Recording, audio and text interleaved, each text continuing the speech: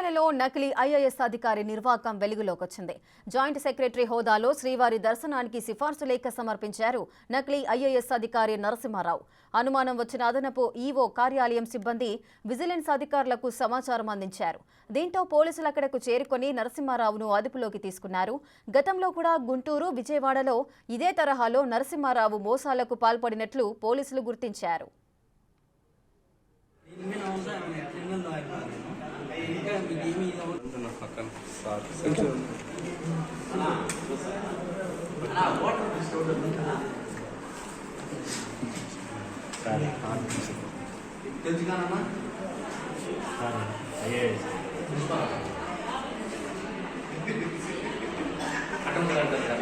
Please అండి, దీని మీద అవసరం క్రిమినల్ అయిపోతాను. ఇంకా మీకు ఏమి ఉన్నప్పుడు